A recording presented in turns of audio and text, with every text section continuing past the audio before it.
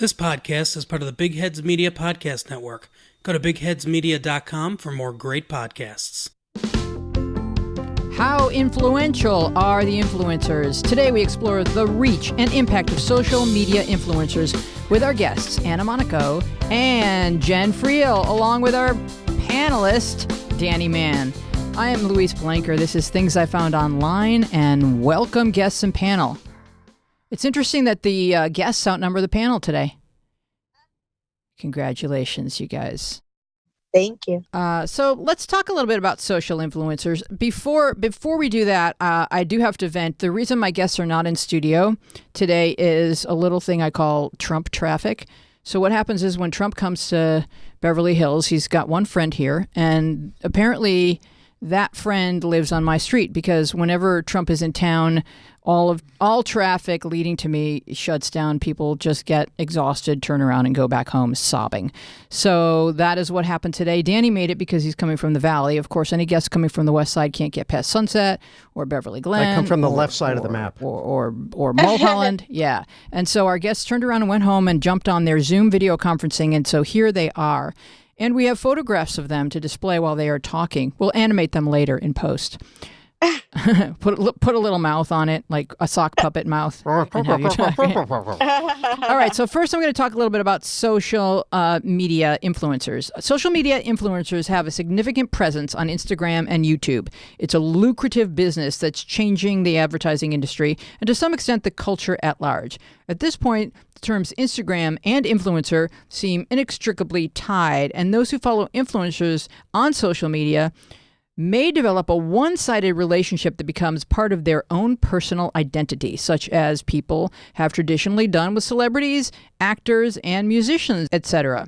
As a kid, my self-expression space was limited to my bedroom wall. As a young adult, bumper stickers. Oh yeah, I have a car and an opinion about not being able to hug a child with nuclear arms. Today, does anyone remember that bumper sticker? No. Okay. You can't hug a child with nuclear arms. Okay. Very 80s. Okay. Today, an Instagram user may have once defined themselves in terms of their personal photography style or what they chose to post. But now the content you consume on Instagram or YouTube or Twitter, etc., becomes an extension of your self-expression. Our purchasing habits are inherently connected to our sense of self and identity. Recently, Tavi Gevinson, the woman who created the iconic Rookie blog at the age of 15, wrote the following in The Cut about Instagram, suggesting that her integrity may have been undermined by the app. Now, remember, this is a influencer who was kind of growing up in the space and developing her sense of self while she was consuming all of this content. And she writes, "My propensity to share, perform, and entertain has melded with a desire far more cynical to be liked, quantifiably for an idealized version of myself at a rate not possible even 10 years ago. I think I am a writer and an actor and an artist, but I haven't believed the purity of my own intentions ever since I became my own salesperson too." So because of this aspect of being an influencer, it's a term that, unless you are a Bachelor in Paradise cast member, has taken on some negative connotations. We are exploring all of this today with our guests, Anna, Lydia Monaco, and Jen Friel. Now, Jen, am I pronouncing your name correctly? This is a question I would have asked you in the green room had you been here in person. You are, and thank you so much, because it gets mispronounced a lot, so thank you. If you say it too fast, it sounds like a disease. I'm sorry. But Jen Friel? It's been my whole life. My name's been Jen Friel, like basically from the womb. It's never been Jen or anything else other than Jen Friel, one word. You know what it sounds like to me, Jen? It sounds like the next generation that we're going to name babies. I'm sorry, but you have Anna Lydia. It's like she's from Jen Friel, so she doesn't. So anyway, because now we're at Gen Z, and the next is going to be Jen Friel. Aren't we going to start over at A? Oh, maybe, but we were, we have baby boomers. They didn't always have letters of the alphabet. I know. All right, so Anna Monaco worked in PR and marketing for many years, and in 2011, she founded the Latina Lifestyle Blogger Collective, #LLblog, a group that provided support and business opportunities to the Latina blogger community. It was the only group of its kind in its mission and operation, and it was very successful in accomplishing its goals. Yep. And there it is. Thank you. Yeah. And would you like to talk to us a little bit about that, Anna?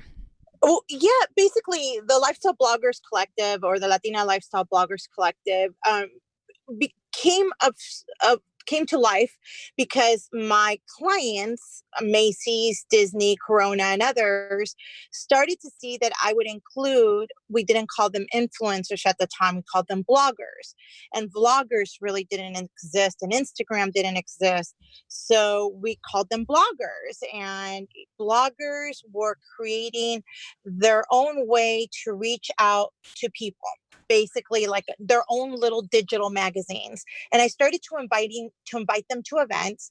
And what my clients were telling me time and time again was that they were not prepared, they weren't professional, they didn't have the experience of, say, a journalist, because in essence, they weren't journalists. And in order for me to continue to invite these bloggers to events, they needed to be trained. And in order for them to be trained, I started creating a collective of sorts with some of my favorite and well-known bloggers, and focus mostly on Latina lifestyle bloggers, which is fashion, travel, entertainment. Like, I created that term, and I brought them in a Facebook group and gave them tips and advice and input from my clients, and told them this is what you do when you go to events, this is how you dress, et cetera, et cetera. When that wasn't enough, I created a conference. And this is when I really found out the power of these women. So we went to Las Vegas, and at the time, it was only like 80 bloggers in this group, which is nothing, right? Even back then, it was nothing. And it was only 20 of us in Las Vegas. And I rented out a suite at a hotel. And there was a huge conference happening at the same hotel at the same time. There was so many mentions, so many tweets, so many like Facebook updates, etc., that the social media company that was managing this hotel saw it and upgraded our room to like the top suite at the hotel, because they're like, oh my God, we're getting so many mentions. And this is back like 10 years ago, 9 years ago, before anybody else did it. So, following year, I brought it to LA. It got bigger. The group got bigger. By the time I shut down the collective, I had 5 conferences, close to 1,000 people that had attended my conference, tons of brand partnerships, including with like major magazines and digital sites. Tons of women, like we're talking like at least a couple hundred women, they got jobs based off the Lifestyle Bloggers Collective. They got promoted, that got, their site blew up because of what we did, because our focus was always on the business side of being a blogger. We never even called them influencers at all. Does that make you an influencer? Yes. Yes, the way it does. the way I saw it, and I still see it, is you cannot call yourself an influencer. It's somebody else that does. You can, it's like you're a blogger, you're a writer, you're a photographer. You're not an influencer. Who are you influencing? And and you saw my deck, Louise, in terms of the type of information that I provided. Johnson & Johnson was one of my clients that I would provide to them. This is how many, members are in this collective. This is their reach. This is the type of viewership, readership, or whatever they have. And this is the ROI that you're going to get. Because I had the background in PR and in marketing. So I knew exactly what these brands were looking for. And most of these women, and again, at the time, we're talking like 9 years ago, 8 years ago, they didn't, the difference between lifestyle and mom bloggers is very different, because at the time, mom bloggers had peaked. This was the peak of the mom blogger community. So everybody was looking at mom bloggers. I went the complete 180 and said, I'm not interested in mom bloggers. I think mom bloggers are great, but they're not the type of, they're not the type of online resource and online magazine that needs to be partnered up with certain brands. Forgive me. What's the term you're using there? Mom, M-O-M? Mom bloggers. Yeah, mom bloggers. Mom, like mom. Okay. Yeah, like it was like the height of the mom blogger community. There was like mom blogger conferences, mom blogger events.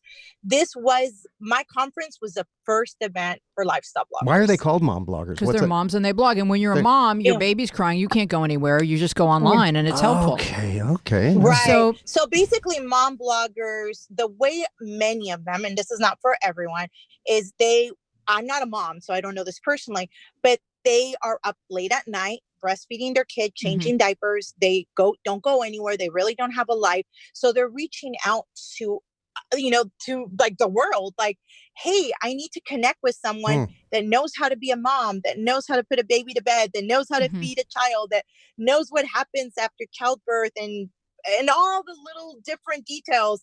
And in between all that, let me tell you about this great diaper I found. Yeah. And let me tell you about this great hotel that is great for families and super cheap. And let me share some coupons on top of that. Yeah. So that was like the whole mom blogger community. On the other hand, lifestyle bloggers are very different. And again, I had the stats to prove it. So I'm not just talking off of my head, but there was actual stats that like 95%, you have the deck of the people in the lifestyle blogger space had careers, were college educated, and this was a way for them to share a talent or something that they were really interested in. So many people went into fashion, or they would talk about entertainment, travel, and culture. So it was a completely different way of communicating, and it was a different type of community. Mom bloggers reach out to other moms. That's what it was. I mean, if you're not a mom, you're not going to go to a mom blogger blog. There's nothing in there for you to read. If you're a lifestyle blogger, you're going to get some moms that are looking at your content. If you're talking about, I don't know, let's talk randomly about clothes, plus size clothes. I mean, there's a huge community of plus size bloggers out there because, you're not seen in media. You're basically erased. You're invisible. So therefore, there was a burgeoning of plus size bloggers, and many of them have developed brands and have changed the way plus size clothes are marketed to plus size women, etc. That all was created because of lifestyle bloggers, lifestyle, fashion, entertainment. So at that time, the majority of us had careers, had a college education, we had disposable income. So we were talking about things that we actually did. There was nobody handing off trips, so we can like go off to Bali for free, because we were actually making money and we were paying for our own things. Brands weren't sending us $500 purses. We were buying them. And that's what made us very, very different. The mom bloggers wanted something because they couldn't buy it. They're now spending money on their kids. Yeah. We have money, so we're buying it for ourselves. So you're buying babies. I see. No? Wow, that jet lag. Well, yeah, which is very different than what, influencers, and this is why a lot of them get a lot of flack. And, I hate to say it, but sometimes they deserve it, because if you're saying you're a travel influencer and you are influencing others to travel to these other locations, but you have never purchased a plane ticket yourself or paid for these hotels, and yet your 10,000 likes have amounted to 0 hotel reservations, what are you influencing? I think you're not. Well, we're going to jump to Jen Friel really quickly so that we can get her all introduced. Jen Friel is the CRO of Drop In Inc. and creator of Talk Nerdy to Me. Love her. A new media relationship blog. I don't know if it was just new when your Wikipedia page came out. I don't think it's still new, right? Right, Jen? Well, new media in general. I document a lot of adventures. New media. And going back to new media. It's kind of like another term for social, but it's so interesting in terms of what you were just saying, that the majority of lifestyle bloggers and people in the space in the very early days. I have been in tech my entire life. I had my first company when I was 8. I was an early adopter on Prodigy. What took you so long? People were on it. I know, right? It was so lazy. A lazy baby whose mother was up all night on parenting blogs. Yeah, but it was incredible because all it took, I knew that influencer marketing was going to be a thing. And so I actually did the exact opposite. I didn't have a career. I started my website to have it as a resume, being like, all right, I'm just going to timestamp my ideas and see what happens. I also have brass balls, full disclosure. And so I just had this ability to just execute things and get things done that, I was also very afraid of as well. But I just kept doing it. And then that's where people would start to approach me to be like, hey, like Ford, for example, after I crashed the Grammys, Ford, I was part of the Fiesta movement. So I was like, well, if I can get a car, what else can I get? So I never paid for anything. I did not have, I've never even went to college. I finished high school when I was 16. So I've just seen this space from a very different perspective and sort of built the business around it. And then was telling everyone in Hollywood and people that would listen to me sort of what those thoughts were. All right. Well, I have a few what I call FFFs. These are fascinating real facts, and these will help. These will help our listeners understand you better. And they did help. I found these all on Wikipedia, so it's online. You can So they check. must be This true. is. I'm not making any of this up. Okay. Number one, as a teen, Jen's legal team, including her father Michael and West Hartford attorney Owen Egan, set legal precedent in the state of Connecticut, securing 4 lifetime restraining orders against former classmates. Oh my gosh. Jeez. Number 2. Yeah, I would stop there and ask a question, but I can't Why not? because there's more. Oh, Number 2, Jen sold most of her possessions and bartered via social media to make ends meet while founding her blog, Talk Nerdy to Me Lover. I have 1,000 questions on each of these FFFs, including, and Danny may have some as well, what was your most bold barter move? And are those 4 little brats adhering to their restraining order? I'm actually, I can and can't talk about certain aspects of that. Okay, understood. But it started October 8th, 2001, and it was a horrific life experience. I hope none of you ever get stalked, let alone stalked by your best friends. But it taught me this inner strength that I still have to this day. I mean, I stood up, I finished high school when I was 16, but I was still legally a student while all of this was occurring. So even though I was going about with my life, they were stalking me. And I went to the principal and just still to this day, I remember it so vividly, just shouting to him. I was like, I'm not going to be a statistic. I'm not going to end up dead. Oh my God. Even getting my high school diploma, I mean, I had to be seated away from my class. I had half the West Hartford Police Department there.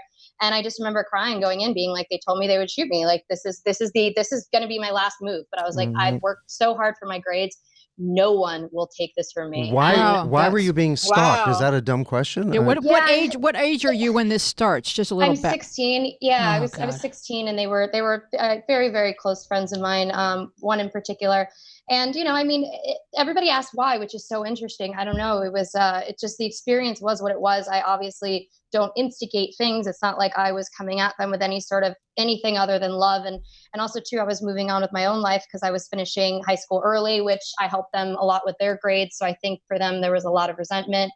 I can't explain from their perspective what it was, but the judge and police officer Schwab, who's still an amazing person, and Owen Egan's actually now a judge, so you can research all this, but they got so ticked off by it that everything became very personal to the judges. And so it was, my father being an attorney who had a homie from elementary school that, loved his pal dearly, that just worked their butts off. And I talked to the juvenile advocate the following year, a year after everything was said and done, because I had to go through the civil and the criminal trial.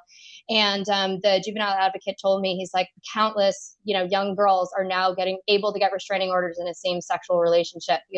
And I had to explain on the stand too, technology, because we couldn't subpoena some of the AOL sub profiles and AOL profiles that they were posting these messages on. So now my heart hurts even more for people with social media and Facebook, because for me, that's all that they were doing. It was a bunch of, kind of more of a subculture thing where someone would publicly post something and send all these emails very threatening, but now everything is ranked. So all that stuff that the girls did to me, like, I never thought about ever having that indexed. It was just, they got the order and they were allowed to indirect or direct contact was what the restraining order Is that states. kind of a thing, sort of a byproduct of the fact that your generation all kind of grew up with all the social media and email and all that stuff, so that everybody's into everybody's, like, kind of everybody knows what everybody's up to, and everybody's kind of watched and followed. So it's kind of almost, it's like riper to occur. Yeah, I think the temptation, and also that parents aren't really aware, if they didn't grow up with social media, that the extent of it, that people are writing,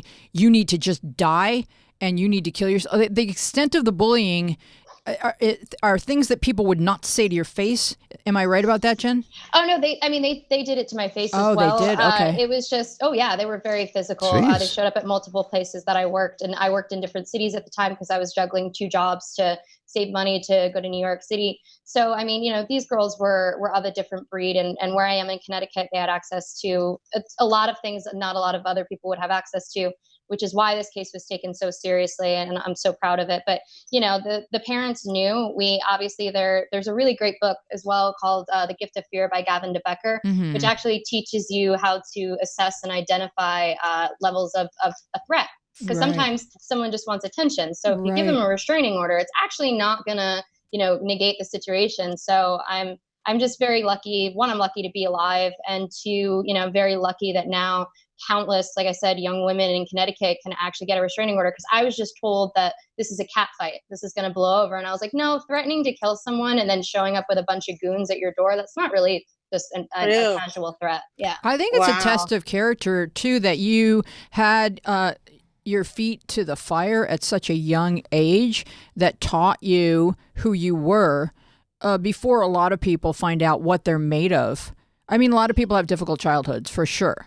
But you really were challenged and you rose to it. And how did that inform you moving forward? It may have been the impetus for some of the bold choices you were about to make. Absolutely. Like it was actually kind of amazing. I had a nervous breakdown when I was 22 because, everybody goes through what they go through, with their family stuff. And I was living in New York City at age 17 and like basically was like this little teeny adult, but didn't go through college. So I didn't have a certain social aspects of things. I didn't understand how to process my own emotions. I was really good at, like, again, having brass balls, showing up, doing something, whatever. Literally the phrase, whatever it takes, runs very deep in my blood. And, but I had to, it was that nervous breakdown that was such a beautiful, like, breakthrough. And I talked my way out of a 5150. I was only locked up for 48 hours instead of 72. And I got released, and the doctor told me, he's like, you're super, super smart and you're super creative. He goes, you're literally going to run yourself into a brick wall if you can't figure out what you want to do with your life. And I knew what I wanted to do with my life. I just didn't know kind of how to do it. How to get there. There's no college courses for being in tech and entertainment. There are aspects of it, but in terms of the entertainment side of it, which I've always been a storyteller and a writer, I just didn't have as many options. So I had to learn how to create my own. So oddly, giving everything up that I owned was like the most logical next step that I could take. So talk for a moment about Talk Nerdy to Me Lover. How did you come up with that? And what is it now? If we go to search that online, what will we find? I am so proud of Talk Nerdy to Me Lover. We had at its peak. It's still one of the worst designed websites on the planet. So that's something. Take a look. Oh, it's horrible. Congrats. It's so hilarious that it sold to Jerry Bruckheimer and a four-way bidding war between ABC, CBS, NBC, and Fox. Because I'm grandfathered in, so I'm a friend of Squarespace. When I had $10 to my name, I was very serious, so I couldn't afford hosting for the website. So I'm deeply grandfathered in on Squarespace, so I have to do like a full export and move over. Shouldn't you be grandmothered in? No, you're always grandfather. All right, just asking. I want to be me too. No, Grandpa takes care of that. Don't worry. But we had 75 writers at its peak and talked about nerd, sex, and tech. But it was so funny because there was this competition in the beginning when everybody had their blogs out to like review tech toys or gadgets or to like talk about all these different conferences, get passes to conferences. I was like, why is no one talking about the after party? I was like, why is no one talking about like their experience? So, let me tell you these, stories that I still can't even believe I lived half of them, but they're all insanely true. And then it was neat because I found kind of my tribe and my people with really expressing myself. Like I wouldn't, be in the stuffy section. Everyone knew that like wherever I was, like cool stuff would happen. So like I kind of attracted some really amazing people through it. And it was the best decision I've ever made with my life, even though my parents might agree otherwise. So you were the next generation of nerdy something. Yeah, but it was so funny because at first everyone was like, there's no way you're a nerd, because I was also a model and I was on Deal or No Deal. I'm still on the Snorg Tees website, but that's why I sort of saw the influencer marketing before it was a thing, because I was like, well, I could wear a t-shirt. I was working for one of the founders of MySpace from Live Video at the time, Brad Greenspan.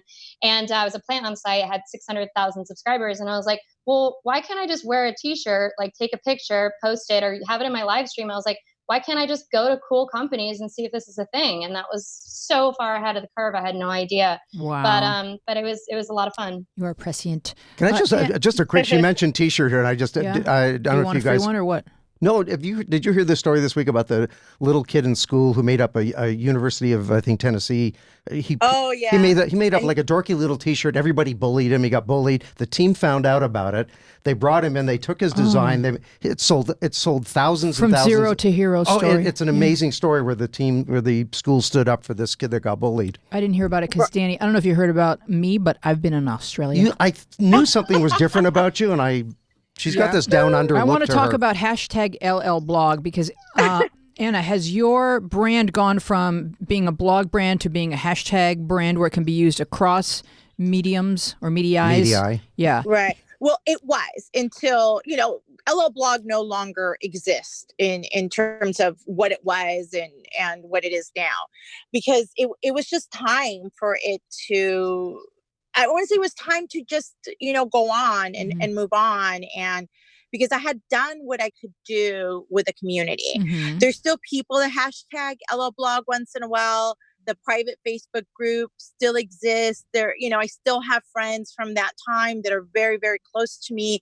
Brands still reach out to me because there's very few people that have like that brand, advertising, marketing, PR background that can create these campaigns. Because sometimes when you go to these brands, they do require that you have some kind of experience and some kind of resume to run, multi-$1,000 campaigns. Mm-hmm. So I do get those calls. I forward them on to people that I know. And hey, do you have this opportunity? I have this opportunity. Like when you were looking for someone like Jen, I just posted in, the various communities that I'm still a member of. But LL Blog, what it was, we peaked. And I wanted just to, say goodbye to it instead of, it continuing to live and slowly die. So Right. I ended it on a really high streak that I'm super proud of. Awesome. I have a question for both guests. If you had not grown up in the age of the internet or social media, like flashback and be yourself at a different time, what do you think you both would be doing? It's funny. I found this recently. I have an actual photo album where I would take notes on like the small pieces of paper. I would jot down everywhere I went, what I ate. And I'm like, enjoy the show. I actually have at one point, and I would outline exactly where we were going on our trip. In this case, it was DC. And it was blogging like version 1.0 where like there wasn't even a computer, but that's how my brain processed information at such an early age. I would get a little pamphlet for everywhere I went. I would post my my pictures in it, and I just did it for myself. But like I was born to be doing what I was doing and what I am doing, and indicative of the tech.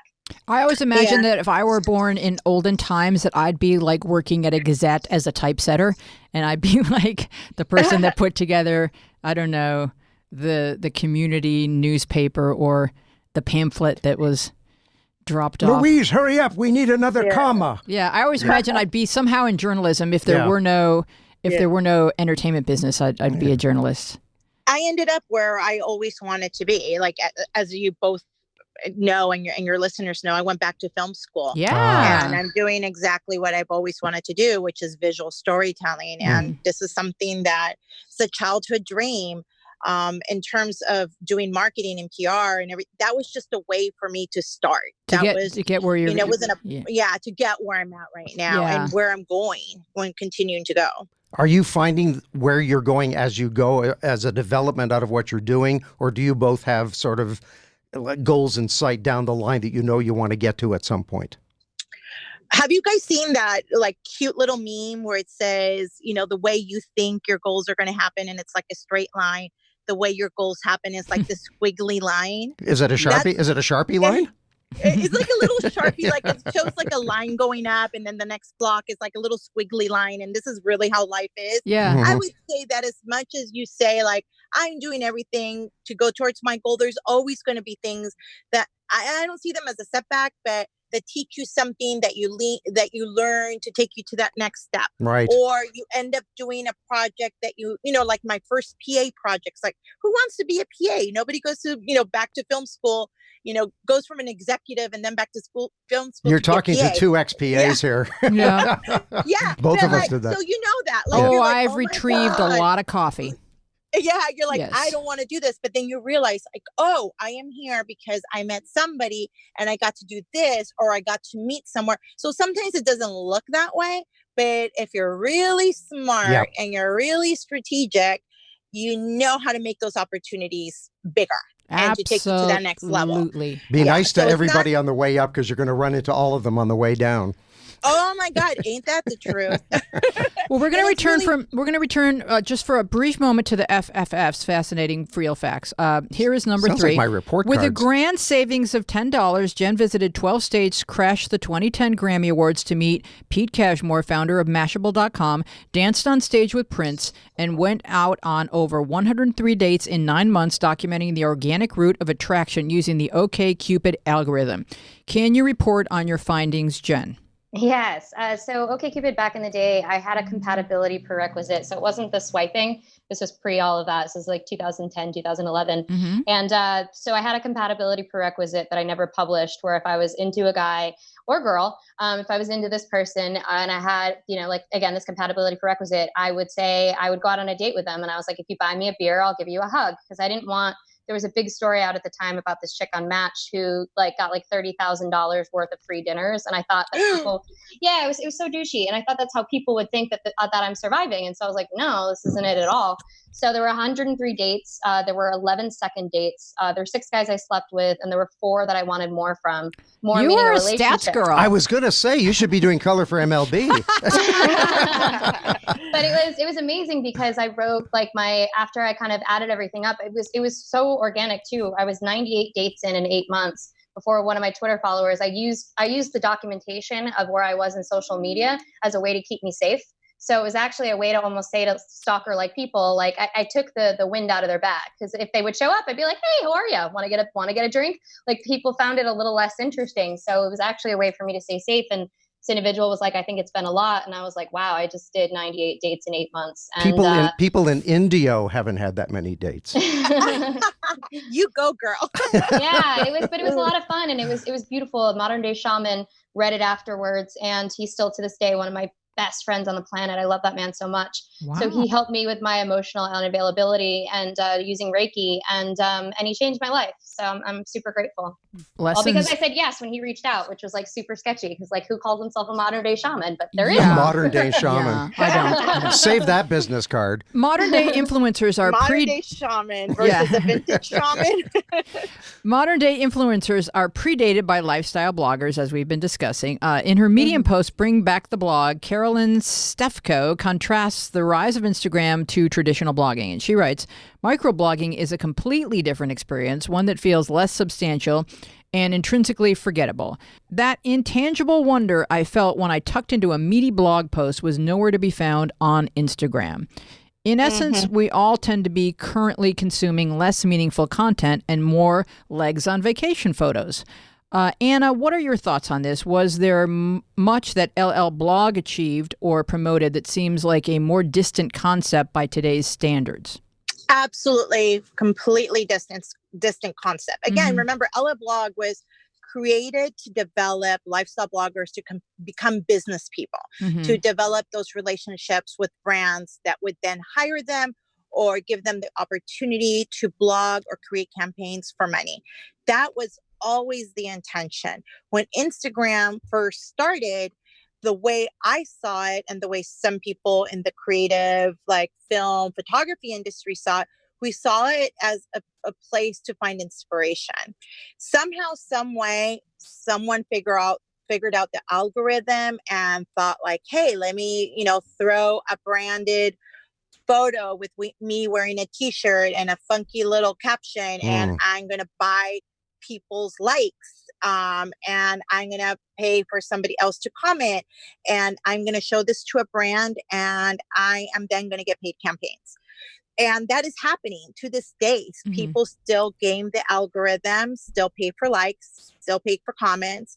And people that have worked in the marketing, PR, branding industry can look at that and we can tell like it's fake and this doesn't necessarily belong here. But that's what Instagram has become. Unfortunately, brands are stuck between a rock and a hard place where they are almost forced to work with certain people, even though those people don't have authentic likes or authentic comments, because they need those, even if they're fake numbers. And I'll give you a very real example. One of the brands that I work with was a car company. And a lot of the bloggers were coming to me like, how come this one blogger is getting these paid opportunities if all of her likes and comments are fake and her followers are fake? How come? We all know this. Like, it was not a secret. So at the conference, I approached the car company and I asked her, why do you work with this person? If her comments are fake, her likes are fake, her followers are fake. And she still works, by the way. And the car company rep came back to me and said, because we like her. So some people know, we know. I can look at somebody's, Facebook. I can look at somebody's Instagram account, and like within 20 seconds, I can tell you what is fake and what is real. How can you tell that? And how do you know that? The engagement. The engagement, B, where the followers are from, the number of hashtags, the way they tag things. I mean, there's so many different, people sell like their expertise to tell you, but if you ever want to know, like, is this person real? Give me a call. I'll tell you very quickly. You're the authenticator. Yeah. Wow. You guys are like blog detectives. I mean, that you notice that and can filter that. Oh yeah, you totally can. And one of the things I did with LL Blog is that and that's how I curated the community. And a lot of people were very, very, very upset because at the time there wasn't an application process to join a group. Like, how dare I create an application process, a code of ethics, and a curation process to be even included at LL Blog? Like, who dare? Well, did people feel like you were rocking their boat? I mean, I was so rocking their boat. I was like literally saying we should have similar, like, journalists have a code of ethics that you sign, when you become a real journalist. Bloggers, if you want to become real business-minded bloggers, we should do this as well. People were like up in arms, like, how dare I? Internet plus ethics. I love it. Yeah. So basically there was a code of ethics. There was an application process. As soon as I saw that somebody was gaming the system, buying likes, they were out. They were out of the group.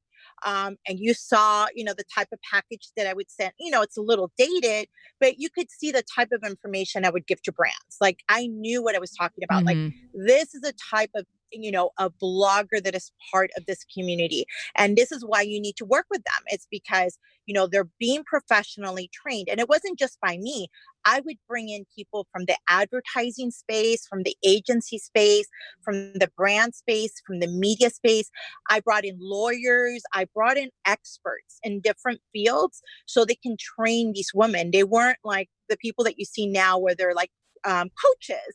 They're like business coaches. And you're like, well, how did you become a business coach? Like, I literally brought in actual lawyers, actual agents, and we're talking people that worked at Fortune 500 companies. They were real. And these girls, these women got real training that like I said, a lot of them ended up with really great opportunities and jobs and things that they wouldn't do otherwise. Now conferences are not the same. Blogger conferences are all about, like, let's give a blogger the experience of a manicure and a pedicure in bed, and give them breakfast in bed, and let's give them swag. Like, our conference was not that. And as I saw the industry moving towards that experience, what was that other experience giving those people though? A pedicure. They were giving they were just trying to make cash. What about this you not get, Danny?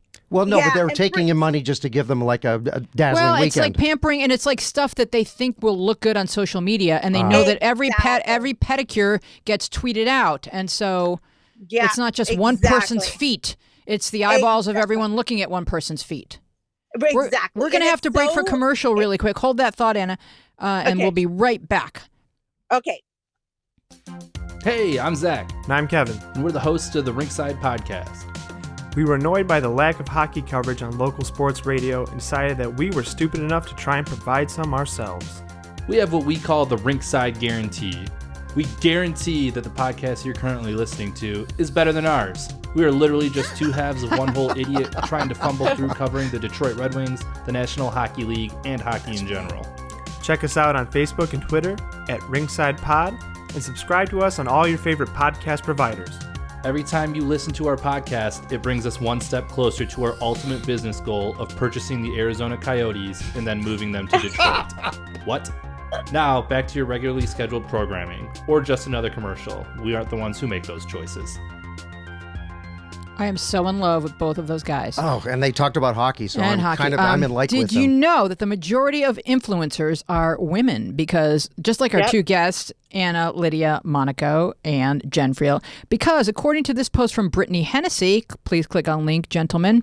Oh, in the booth today we have Thomas and Michael, in case you were wondering who the handsome boys are. Women buy more products and are also a larger demographic than men in terms of social media consumption. Women and girls tend to look online for relatable influences, and they then trust that person's opinion, style, aesthetic, and ultimately the products and services that they tout. Are we dangerously deferring our own tastes and judgments to those of our digital darlings? Digital darlings. Made that up while I was writing this morning. You're love that. welcome. As far as I can see, it's just a digital version of people being influenced by magazines or by movie stars or anything else. Exactly. Or is it more in your face, and have our own opinions been more shoved out of the way because of just the constant feed? I think it's fascinating. One, I disconnect a lot from social media, so I have pretty strict boundaries around when I consume it, kind of when I don't, just because like it's too much of information overload, and then I'm diluting my own inspired thoughts and whatever I want to do with the day, just because I'm literally like tuning out of content. So I'm very particular with that.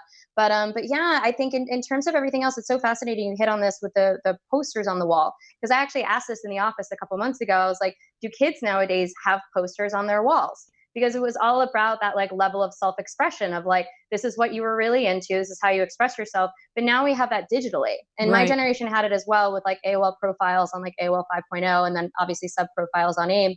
But it's at like a new level now. So so if anybody has that answer, I would love to know. If kids I would love actually the do answer have too, because posters. it's like they may not look up from their phone long enough to see what's on their wall. That's my Let point. alone But to their wall, hang but it their wall there. is now their wallpaper on their phone. It's now, images that they put on their Instagram feed. So it's our version of a wall was kind of very different in terms of it being, tangible versus more digital. No, But and we committed to it, because once you were going to like put a hole in your actual wall, Right. it was hopeful that you were going to be in love with Bobby Sherman for at least a year. Or Farrah Fawcett. Right. Yeah, or Farrah Fawcett.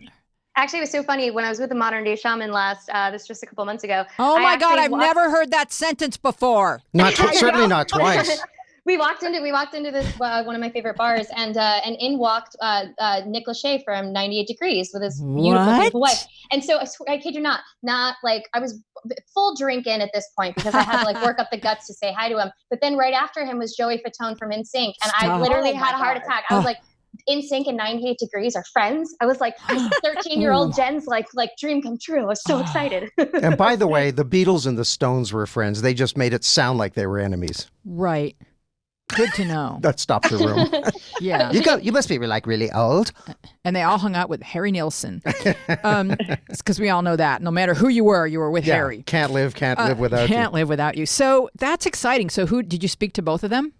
Yeah, I did. And I got a really hilarious picture with them because I'm like in this oversized shark sweater, and they both left room for Jesus. So I look like I'm like 4 times my like rather petite self. So it's kind of a hilarious picture. Jen, your most recent Talk Nerdy to Me Lover blog post features the headline, #that awkward moment when the girl who has a TV show based on her life goes out with the guy who has a movie based on his. Please dish. Bless this dude's heart, because now like it's a blog post. It's now being talked about in this podcast.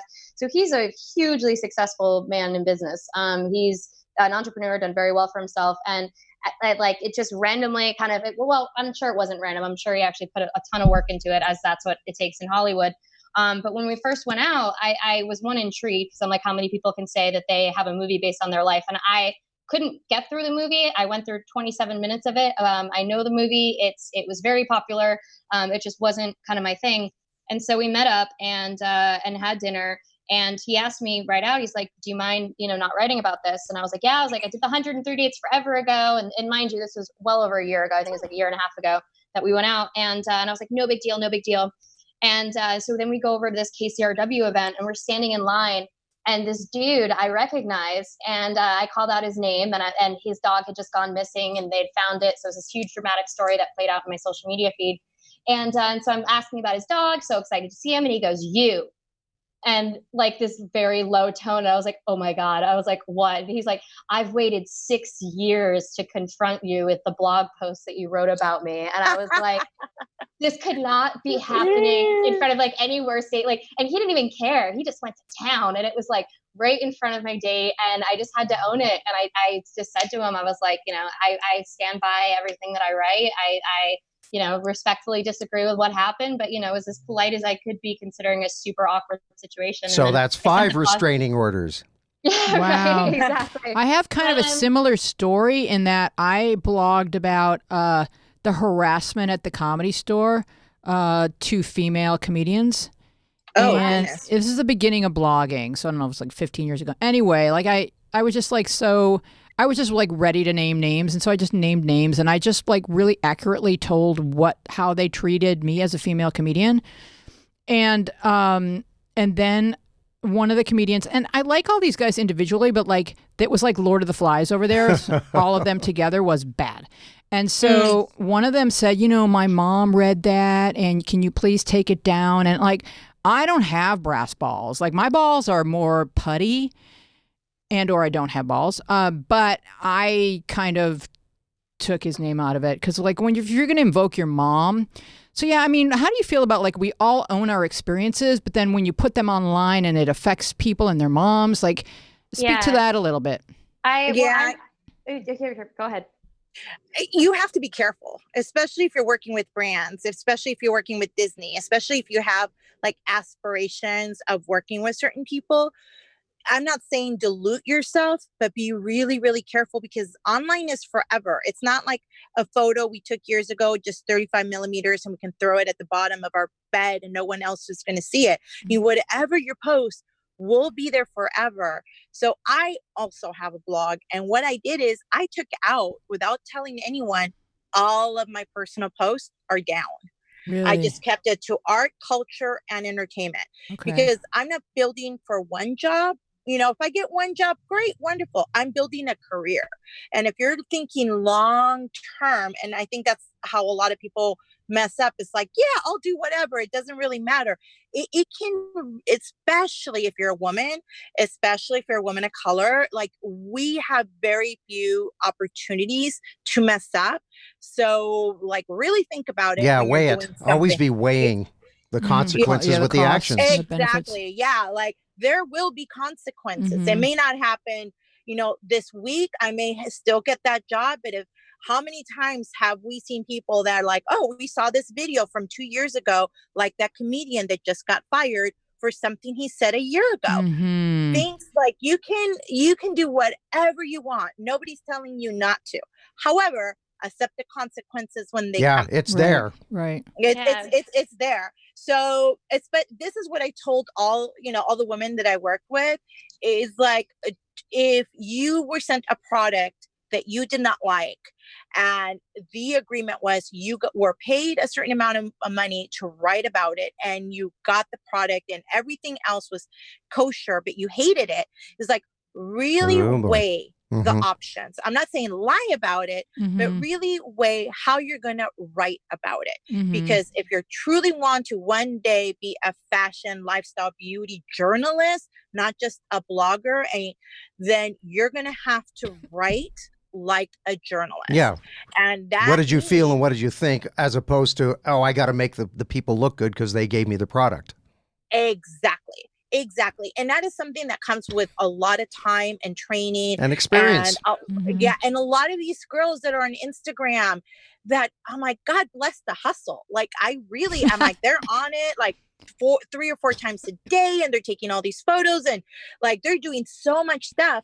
But if you're looking at it from like a long-term career, they don't have anything, or very few of them do. Are there so many people doing this that at some point it just becomes watered down, like there's just too much of it? Like how people, people discern between the ones that matter and the ones that don't. Yeah, Instagram, I called it like a year ago. It's done. it's done. Like once your mom, your grandma, everybody's on there, it's done. Same There's with a lot of Facebook. pedicures on Instagram. But yeah. also, but also too, going back to And it also Yep. depends like where your audience is at too. So for example, TikTok, great for preteens, great Mhm. for like the under 10 sec. That is exactly where all these kids are going. YouTube is still big, but how are you going to, set yourself apart from other people? Mhm. You have to be, if you're going to be on social, be very cognizant of understanding where your audience is at, not just sign up for everything because, well, it's social media, I can get Mhm. an account. And I think we've talked about this before where it's like, I know for my audience, I'm a writer, director, I'm a filmmaker. Most of my audience is on Twitter. Right. So if I have, X amount of time, which I also limit my social media, which is very smart that Jen does that. Like I'm not on social media like all the time. I think that one of the things that people are finding out that being mindful of the time that you spend on social media and being very like thoughtful on what you share versus oversharing actually makes you look better Mhm.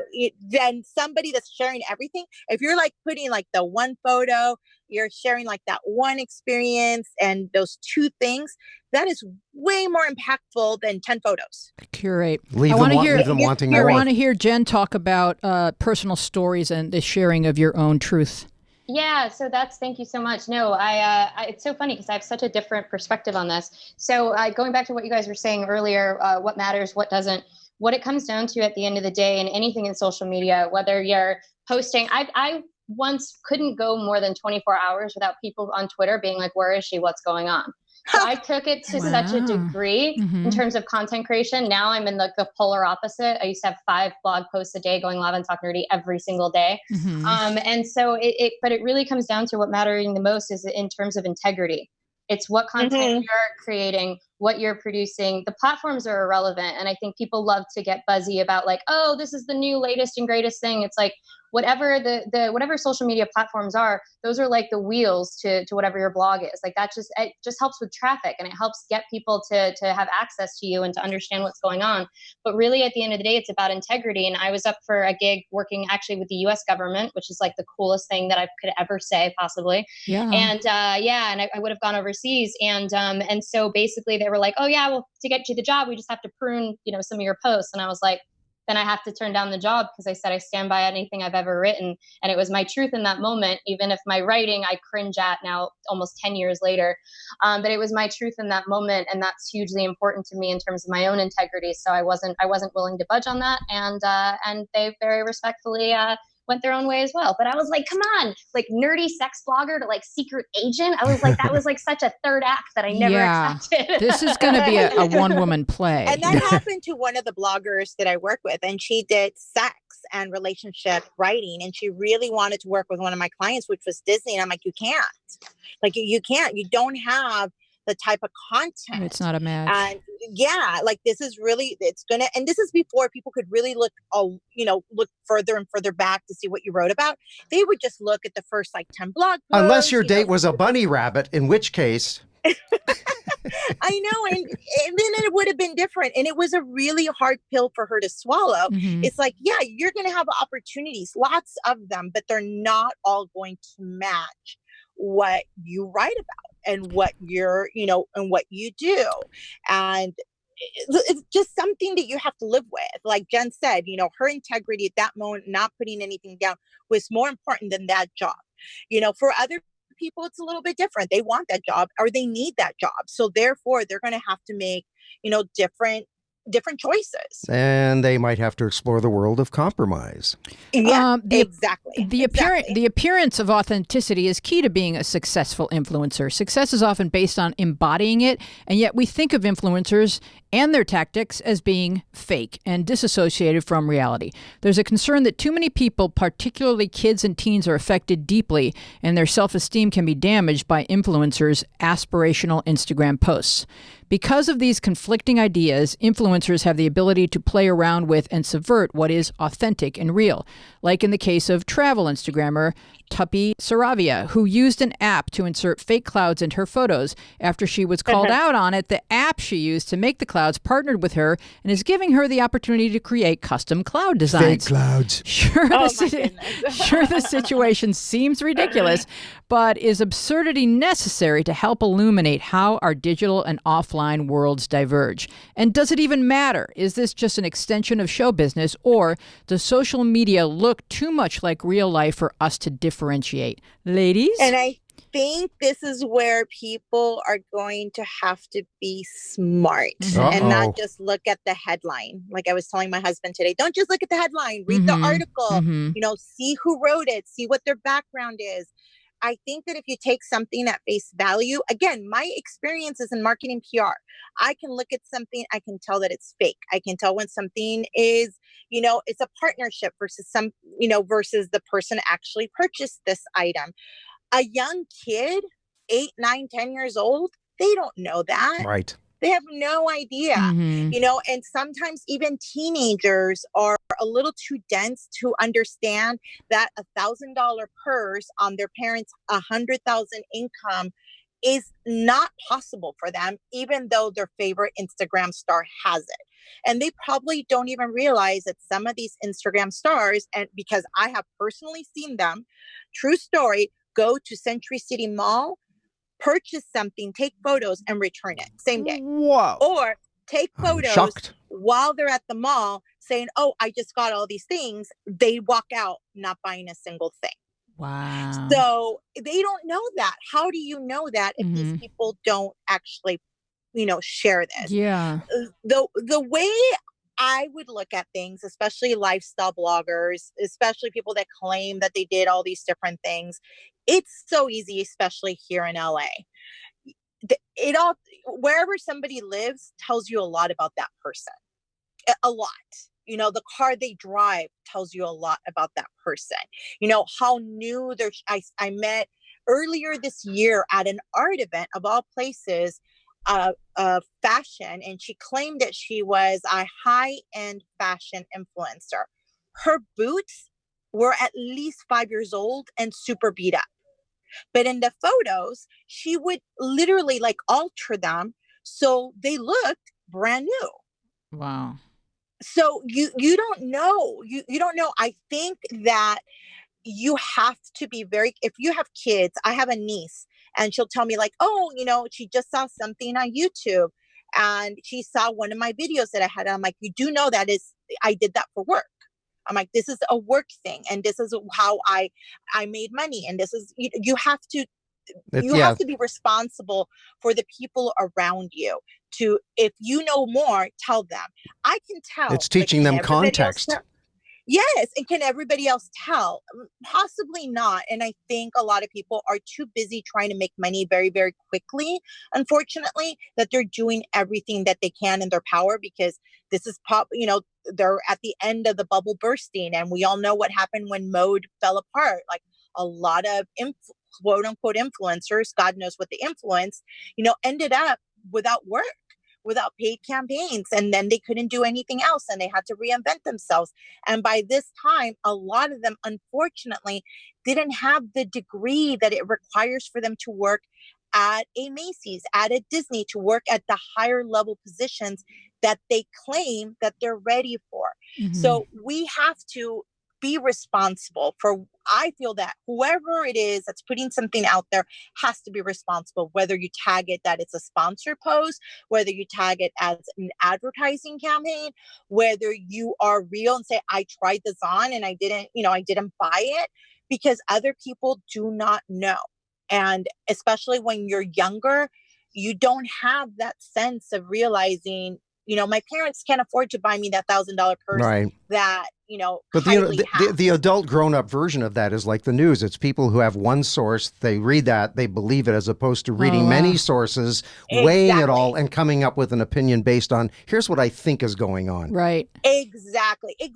I mean, you can tell so quickly if you look at somebody's feed. You see people, I've seen people walk around with the same Starbucks cup I've seen people go to Disneyland one time a year, take all their photos. They literally do that, take tons of photos because their goal, and then they spread them out throughout a season because their goal is to work for Disney. So they pretend stockpiling that they go to Disney all the time. Exactly. Or that they're food influencers and they take photos of tons of stuff that they don't even buy.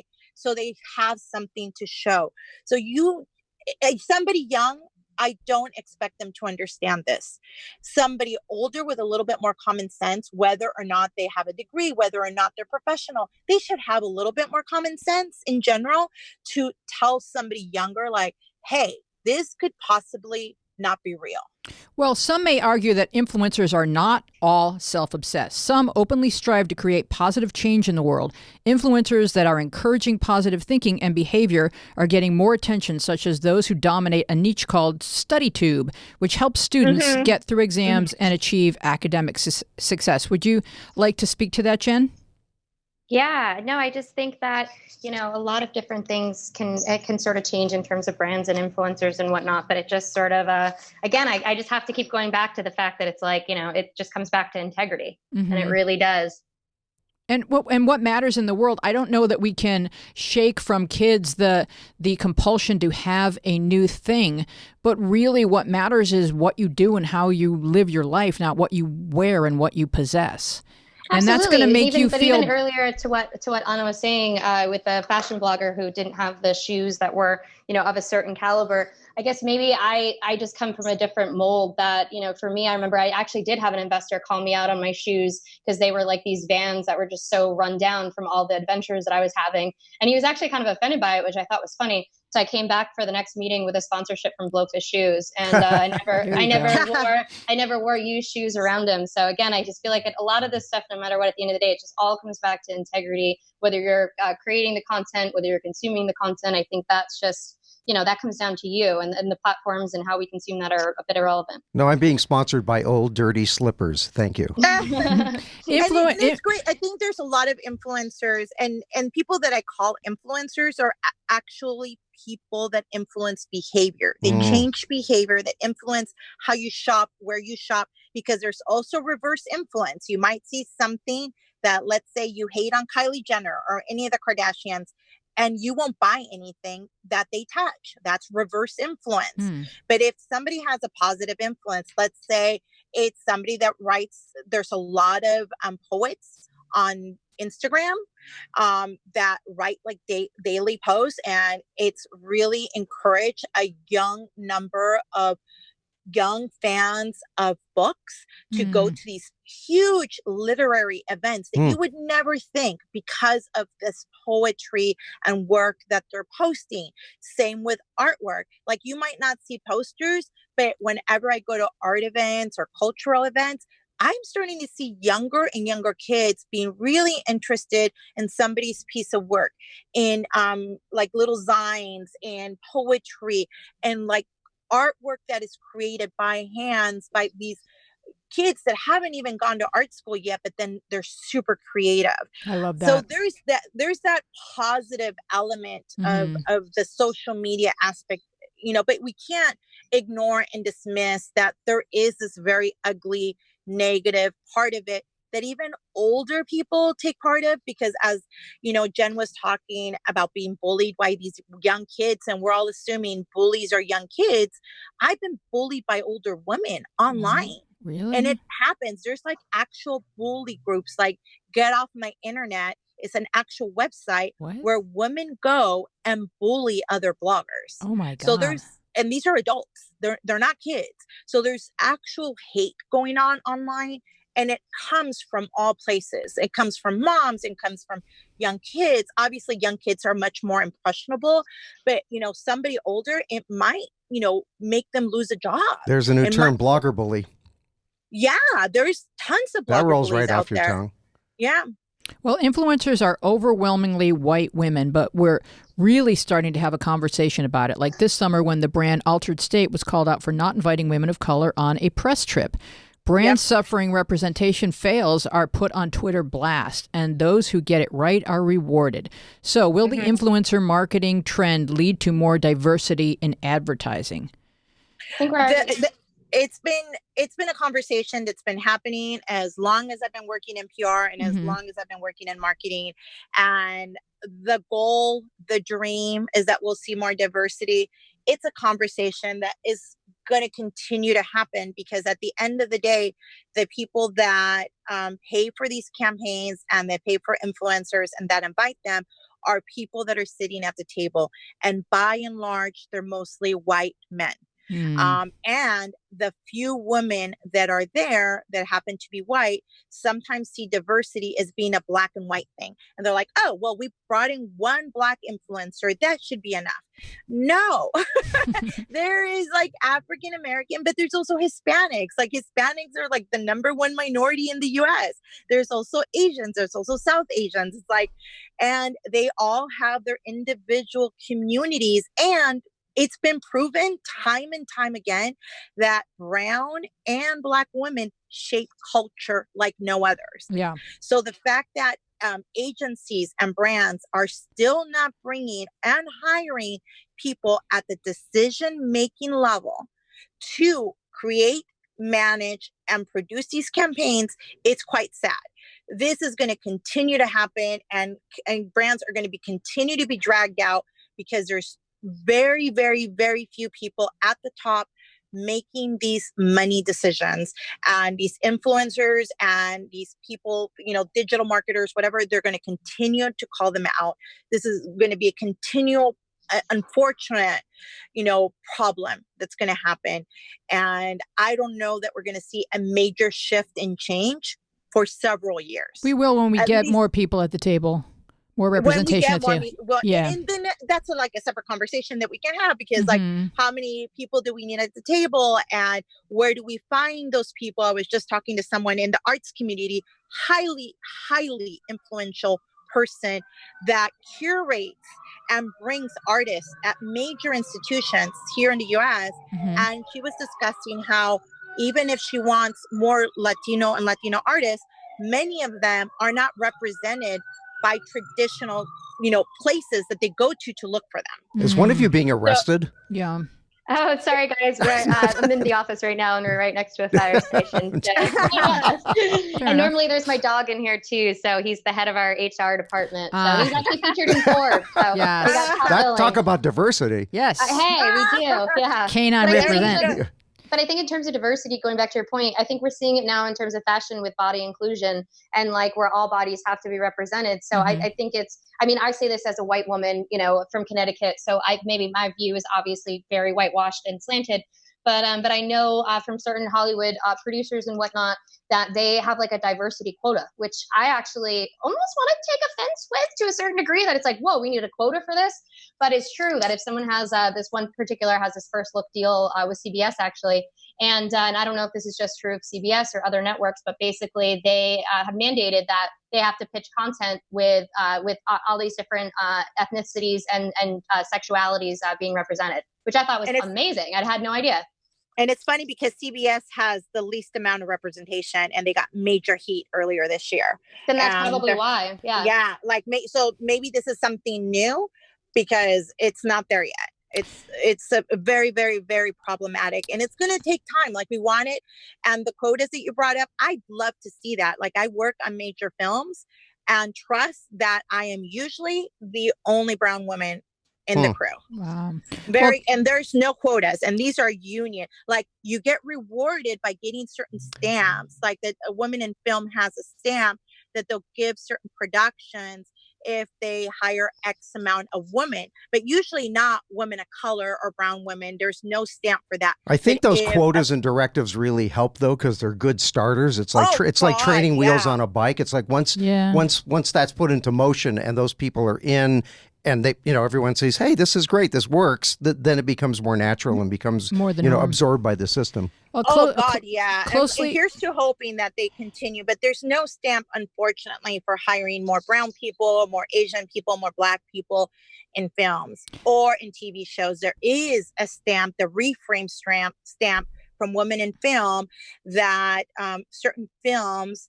Booksmart was a reframe recipient this year, for hiring X amount of women, which unfortunately, or fortunately, whichever way you want to look at it, are mostly white women. So there is a major, major, major issue for representation of people of color in film and TV and advertising and marketing and media. And until we have those top Right. level positions There's going to be some filled, stumbles like anything, Yeah. you know, it's Yeah, Well, exactly, closely examining exactly. influencers brings negatives and positives into relief. Of course, we have extreme selfie angles and facial feature removing filters.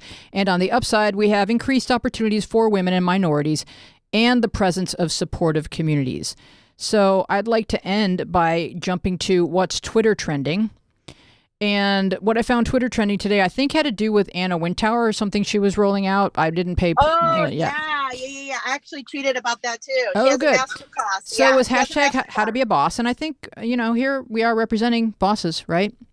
Yep. James Koser tweets, do the opposite of Donald Trump. No more explanation needed. I think a little bit more explanation is needed. As per today, don't clog LA traffic. Do the opposite of Donald Trump. And from Beth Freight's MD, we have hashtag how to be a boss. 1, lead by example. 2, do what you say. 3, say what you mean. 4, acknowledge efforts of others. 5, be authentic and unleash your passion. And I think that that's all excellent advice on how to be a boss. I want to thank our guests, Anna Monaco and Jen Friel, and our panel, Danny Mann. Can I just say how enlightening today was? Because when I first heard what you were doing, I thought we were going to be talking about influenza. Oh. So this has been a real eye-opener. Also a worthy topic. Yes. Our producer is Dina Friedman, who put together this awesome rundown Yay, Dina. for today while away in Europe. Our tech team is Michael Telep and Thomas Hubble. Our sound mixer is John Maddox. Our webmaster is Bill Filipiak. Next week, Jamie Elcroft will be back with Bob Duback. I am your host, Louise Palanker. Be safe, be well, be kind. Bye-bye.